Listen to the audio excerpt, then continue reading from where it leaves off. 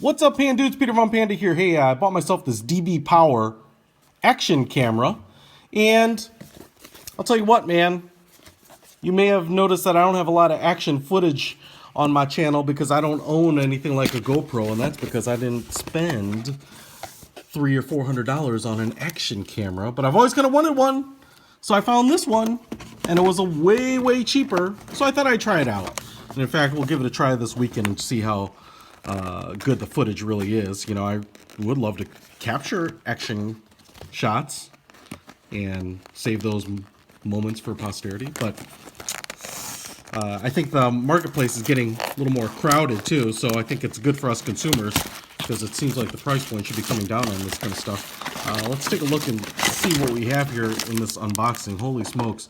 And so for, you know, what I think is a good price, you get a microfiber cloth, you get some zip ties, looks like you get the whole DBPOWER manual here. It's 1080p, H.264, water resistant to 30 meters. I'm assuming that the camera itself does not require housing. Maybe it does. I guess maybe that's all included.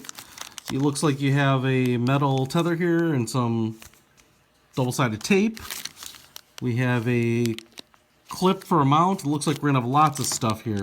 A couple of mounts. Looks like tripod mounts. Looks like we have the kind of the GoPro style arm here. We have a GoPro style clamp for like handlebars. Another GoPro style extension. Looks like here we've got the Power rechargeable lithium ion battery. So we're gonna hold on to that. Looks like we also have a little nylon case of sorts. Nope. Velcro straps. So we'll probably need those. I'm gonna hold on to those because when I go skiing, I'll try to strap to my boot or my leg or something maybe. Not sure how we'll do it. Micro USB cord to charge it up. Another GoPro style, another style mount here. Looks like kind of a giant belt clip. So maybe that's, maybe you have like a chest rig or something. Another mount, and then a holder, it appears.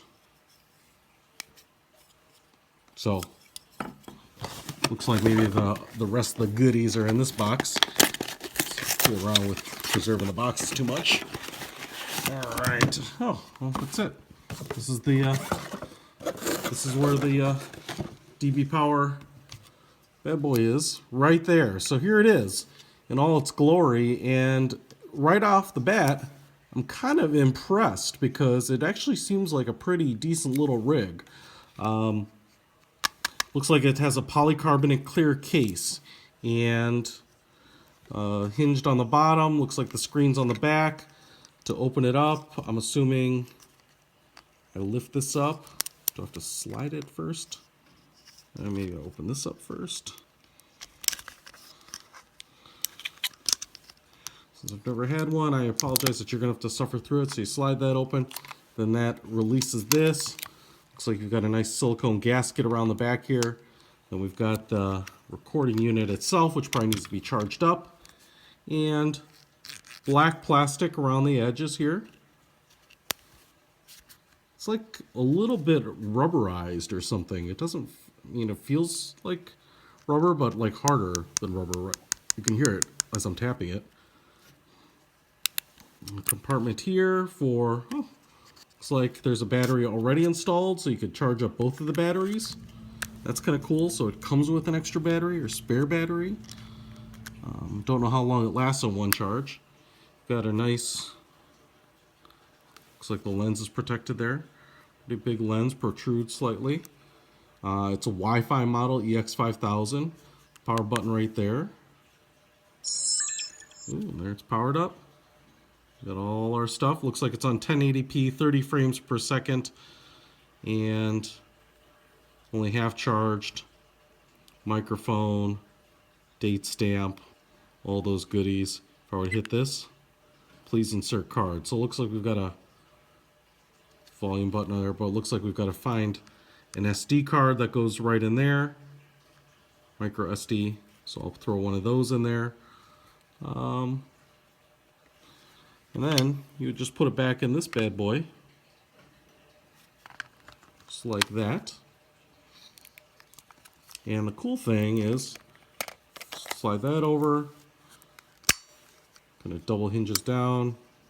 But now I can, once it's powered on, it looks like I can not only, if I had the card in here, I could hit the shutter button to start it. And then you can power it up and down without taking it out of the case. So, oh, it looks like if I hold it down, it goes to a 12 megapixel camera, which is cool.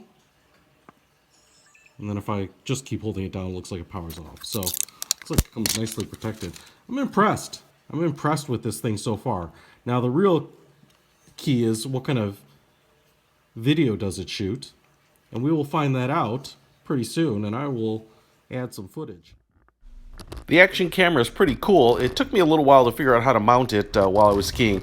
I actually used one of the straps that it mounts to mount it to my boot right on my shin. And so I caught some footage really just of me skiing, but it actually captured pretty well. Even though it appears that the resolution is 1080p and the frame rate is only 30 frames per second, I thought the video quality was pretty good. Now, just remember that it is 1080p, and so if you're looking for something with a higher resolution, I have definitely seen similar action cameras available, especially on Amazon.com, for the $50 or $60 range that would get you up to 4K.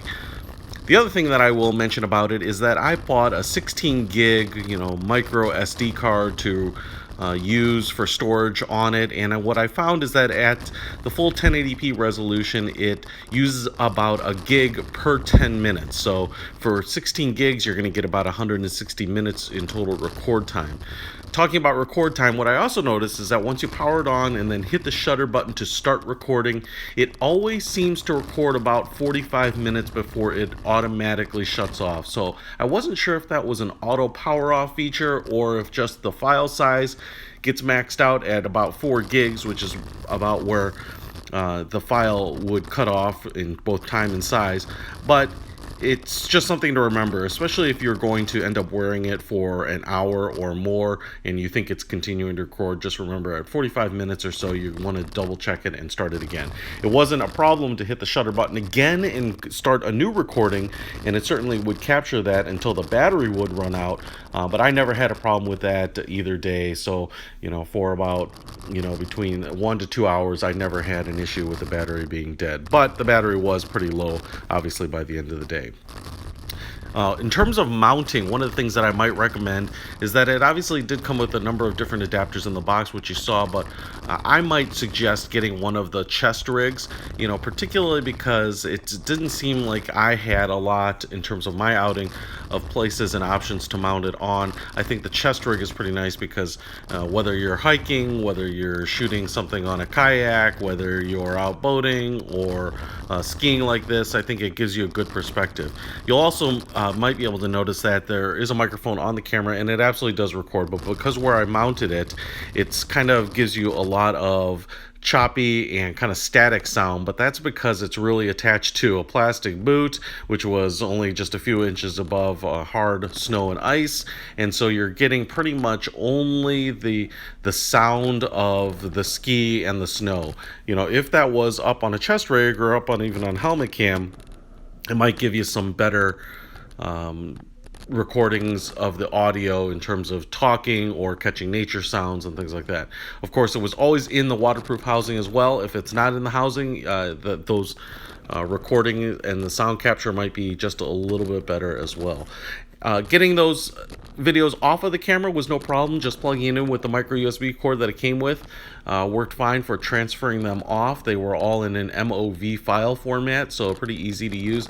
The other thing I will mention though is I actually tried originally with a different micro USB cord, and so if it doesn't work, if your computer doesn't detect it, I would definitely suggest trying different micro USB cords, because what I didn't realize is that some are like power versus data transfer, and so there's some wonkiness with some of the cords, as opposed to the reliable consistency of a lightning cable. So overall, I was really impressed with this action camera for being, sub $50 and certainly a fraction of the price of a GoPro or a Hero. I think you can use it to capture a lot of great footage, a lot of B-roll that you might use for your vacation videos or for capturing moments or for capturing hikes and outings, I would certainly recommend it. Peter Von Panda. Out!